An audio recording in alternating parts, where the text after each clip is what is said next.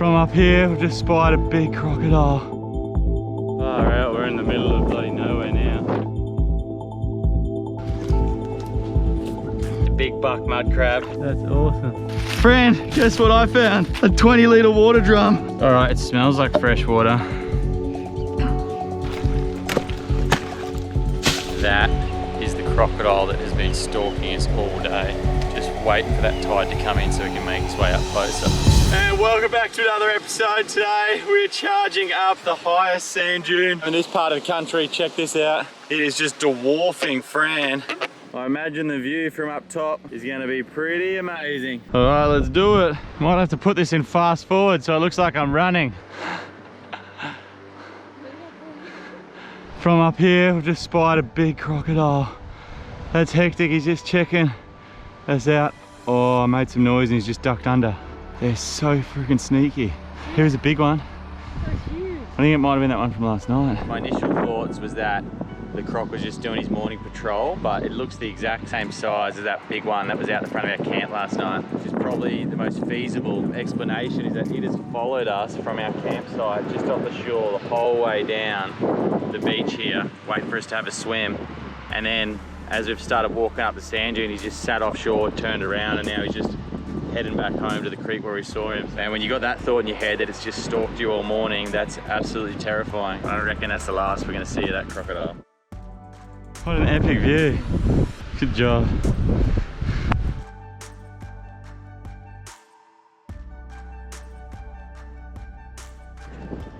This is epic. So cool, Fran. It looks like over a number of these sand dunes, there might be a little freshwater lake or a series of freshwater lakes. Probably most likely they're just there after wet season when they've had a fair bit of rain. But we're gonna go for a bit of a hike anyway, see what we can find. If we find like a little freshwater swimming hole that's like an oasis, that'll be absolutely incredible, but we'll see how we go.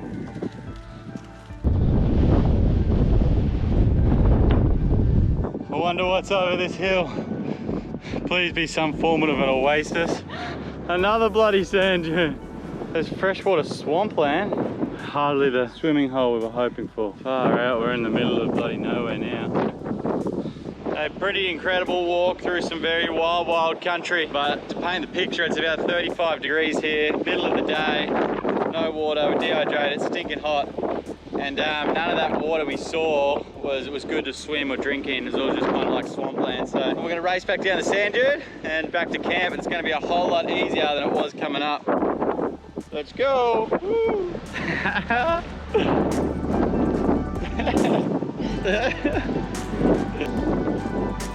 That's going to be a nightmare to get out of the swag, this fine sand. Good job. Keep going, keep going. A hell of a lot easier coming down than going up. Be careful, what do you got there? Is that a sun? The lobster? Jack is going to be a dad. Are we going to eat it or are you going to take care of it for until it hatches? I think I'm going to try to take care unless I'm already hungry tonight. Check that out. Whoa, sandy jack. But check this out, there's this tiny puddle.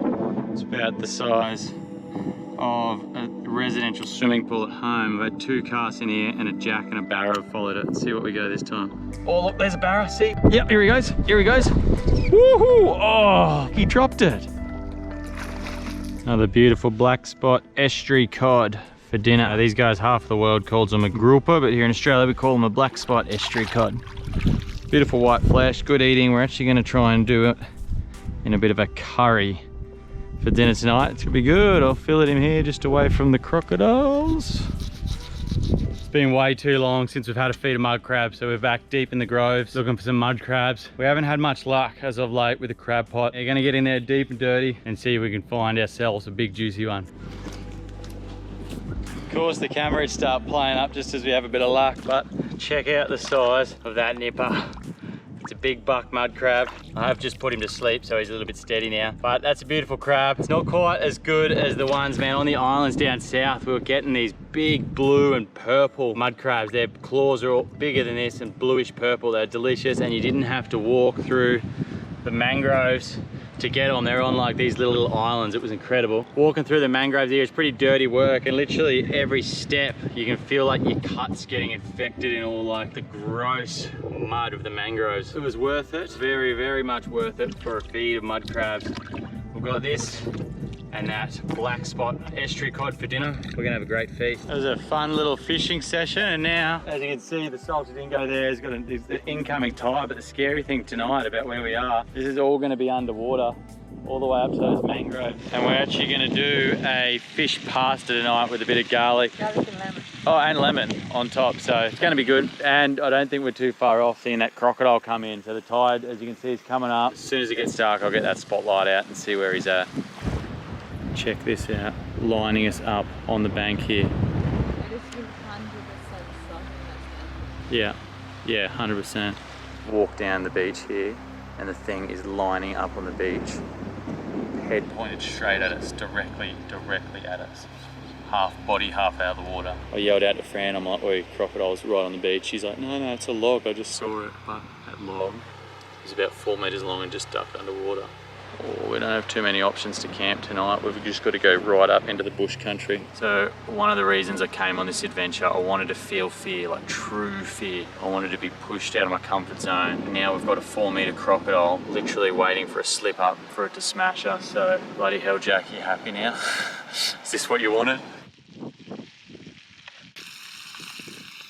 There is our dinner. Looks incredible. Well done, Fran. It's really good. But our forks are on the boat next to Mr. Crocodile. So we're just gonna rip into it with our hands. Back to basics. So tasty. Yeah, good stuff. That is the crocodile that has been stalking us all day. He's literally 20 meters from the front of our camp, just waiting for that tide to come in so he can make his way up closer. Alright, want to hear a quick horror story before bed? Well, it's pretty appropriate at the moment, just while that mud crab's cooking. Remember a couple of episodes ago we stopped in at this little, what I called like a hermit's hut on the side of the riverbank. We pulled in there, it was obvious no one had lived there for a couple of years. Anyway, we found out the story as to what happened. Dun, dun, dun. He lived there for years peacefully, minding his own business, and then he had this kind of one good mate who worked on a fishing boat, and he told him, he goes, oh mate, I might need your gun. There's this crocodile that has been stalking me for the last month. Just been like, wherever I go up this riverbank, the crocodile follows. He went to the extent of, he put in like a net out the front of the mangroves to give himself a bit of an enclosure, like a safety net. And he once again called his trawler mate, was like, mate, yeah, it's getting crocodiles onto me. You know, I need your gun here to kind of shoo him off a little bit. And then anyway, this guy went and did his supplies shopping twice a year down to Cairns. And that same trawler bloke was due to pull in, pick him up, and they were going to go down to Cairns together. Anyway, pulled in, and on his jetty, he's yelling out his name, and no reply, no one's home. On his jetty there, he just sees, looks a bit strange. There's half-drunken beer. There is a fishing rod with his line still out in the water. There's his knife there on the jetty, and there's his cast net, which is just in the water. So he's just thrown his cast net, and no sign of him. He never showed up, and then that crocodile showed its face, a big crocodile. So he put 2 and 2 together there. It was a pretty horrible end. So yeah, I thought that horror story was quite appropriate when there is an extra large crocodile out the front of our camp right now. So we've got through the night without incident. We've retreated to the double swag, as you can see, quite spacious, and that crocodile has just kind of kept his distance, so we're all good. Times like that I would much rather be reaching for machete and sharpening my machete and stoking up the fire rather than worrying about like charging camera batteries and trying to point a camera in the right direction. But it is cool to be able to share that with you, so we'll see you in the morning. Yawning in the background. Fred says good night. It's late here, man. We've been up getting stalked by a crocodile for 24 hours. We've got reason to be tired. We'll see you in the morning. Yes, Cheers, friend. You mind getting that rod out of the way, please? That one there. I might have a big Spanish mackerel, eh? Holy moly. No, it's definitely not a shark. I think it might be a big Spanish mackerel, eh?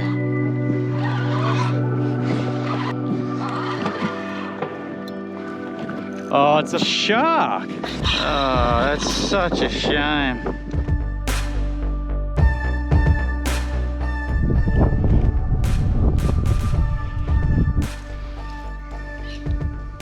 All right, it's about 5 o'clock in the afternoon. We've both gone separate ways. I've gone fishing up the creek, home for a barra. Fran's chosen the rocks. I've just seen a silhouette walking and a big fish flapping in her arms. I think she's caught dinner. It's a big jack, Fran.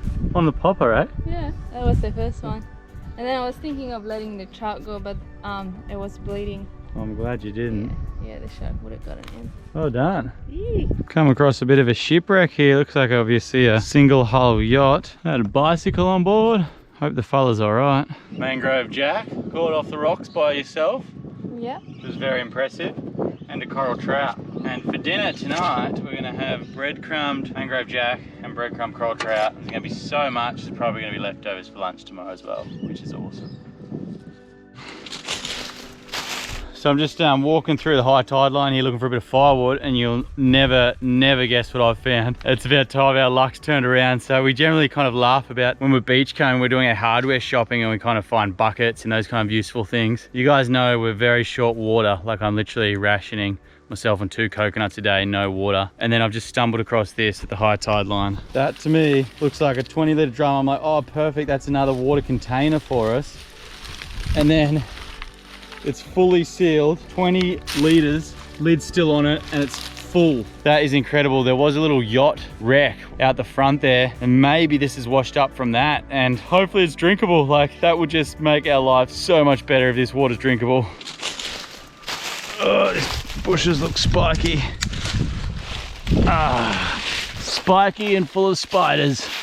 But yeah, look how much plastic's at this high tide line. It's gross. And we do a big fire burn and burn as much of it as we can, but it's just like a drop in the ocean's problems of plastics. Fran, guess what I found? Wow. A 20-litre water drum. It's fresh water and it's full. Fran's making a bushfire.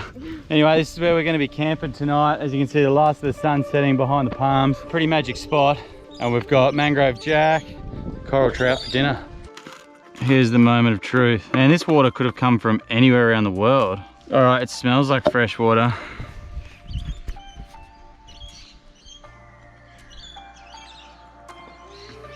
That's perfect drinking water.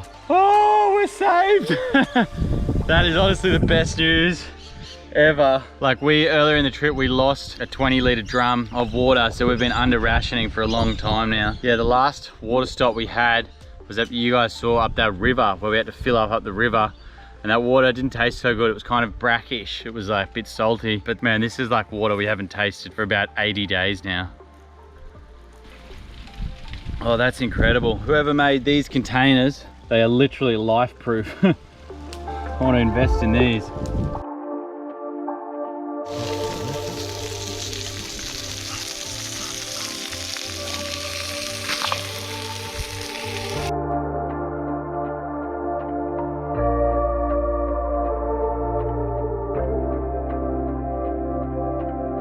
And this little bay out the front of our place where we camped last night is so cool at high tide.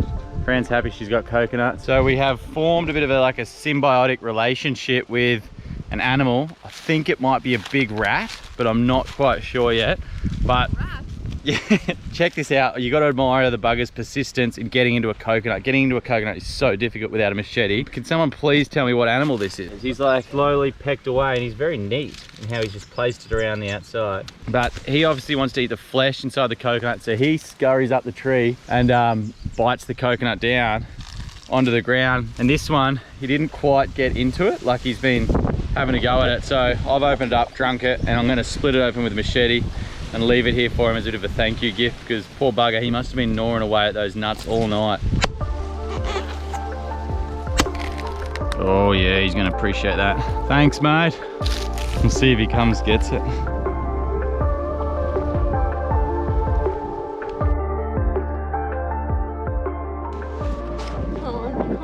Oh. Are you filming?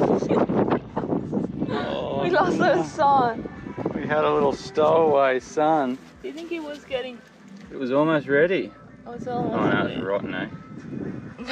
Lost was rotten. I think he was getting ready. He was about to hatch. Oh no. You've been carrying it everywhere. That's heartbreaking. How did it end up there? Did you push it? No. You didn't love him. Why did you kill his son? I didn't, you did. So Fran's been telling me she's not clucky, but I guess that just shows we are not ready for kids just yet.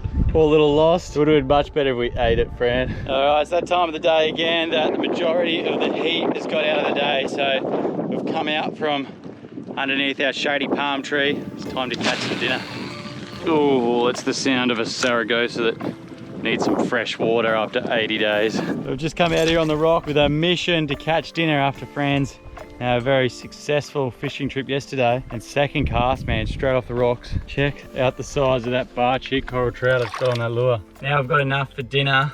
We can actually start fishing for fun. Like, fishing's just obviously one of my favorite things to do. What is that? Oh, far out, that scared the... He's back. Oh, come on, mate. Oh, get off the oysters, don't hurt yourself. He's doing the death roll on me. All right, we'll let you go, mate. Fishy looking spot here with the polarized sunnies. You can see one big bommy there and another one there. So I'll try go over the top and see how we go. Fran's just had something really big go at her lure down there as well, but oh, that gold spot cod, that scared me. Like, I saw a shadow falling. I'm like, oh, I'm sure that's a fish, and then it kind of just like dissolved under the shadows, and then kaboom! That strike like scared me, eh? But that was awesome. How's that balancing rock? We're trying to get up this path. That looks like it's about to fall on our head at any point. We received some news that there's some good weather coming. Finally, some weather below 20 knots. It's literally been 60 days out here living on this 17-foot boat since we've been able to get out to the reef. And I don't know if you guys might remember that episode. It was awesome, like crystal clear blue water. Fran got a big doggy. We caught yellowfin tuna. It was incredible. And that's what we really enjoy doing, those kind of things. But we've literally been waiting for 60 days. And fingers crossed, it looks like in maybe 3 or 4 days time, we might get the chance to get back out to the reef. So in the morning, we're packing up camp here, loading the boat, heading as far offshore as we can, setting up a base camp and just waiting for that good weather. And hopefully, fingers crossed, we get a chance to get to the outer reef, swim in some crystal clear water and shoot some dogtooth tuna. Alright, it's now shower time. One of the main reasons we're so keen to get back offshore is we can go swimming and not have to worry about crocodiles. You only really got to worry about sharks there, but it's much less of an evil. So here, even though the water looks beautiful and clean, we've got a shower with a bucket in one of these stingray holes. But beforehand, I'm gonna go dump this just offshore. Oh, I'm gonna go dump this here, and the good thing is the sharks in the shallows eat it so quickly before it can attract a crocodile. So literally as soon as I throw it in, there'll be something there trying to eat it. It's normally pretty cool. That tide coming in, eh? You ready? Did you put shampoo in? No. All right.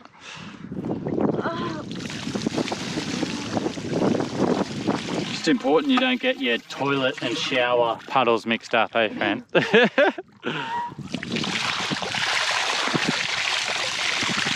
There's dinner. Beautiful coral trout wings. That's all good meat through there. This actually, for some reason, a lot sweeter than the fillet, so I love that part. Never guess what I've just found, Fran. You know how you killed our baby today? Lost? Guess what I've just found?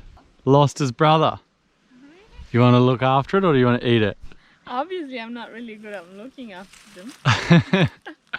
I present to you a second chance at being a mother. Wow. Is this a girl? Nah, it's a boy. It's a boy. Definitely a boy. Do you think it's exactly the same type of egg? If it's a girl, it's becoming scrambled eggs.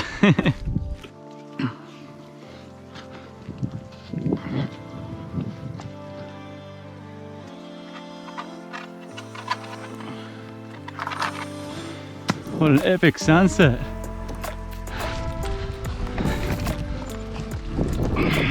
Up here in the Crown, just getting a couple of nuts. We're leaving tomorrow to an island, doesn't have any, so Just stocking up on a couple. Pretty convenient timing with that sunset. Check that out. Timber! Yeah, we have a few coconuts ready to take with us in the morning. That way they don't take up as much space. And we've got one for brekkie in the morning as well. What have we got? Coral trout, Yes. fished by Crocodile Dundee. Crocodile Dundee. Yeah. Breadcrumbs Wow. and some other spices. Pumpkin, cooked in garlic, salt and oil. And then we got pumpkin bread. That's what I'm most excited about. So the last of our pumpkin went into a bread. It looks delicious. Thank you very much, Fran. All of you for more.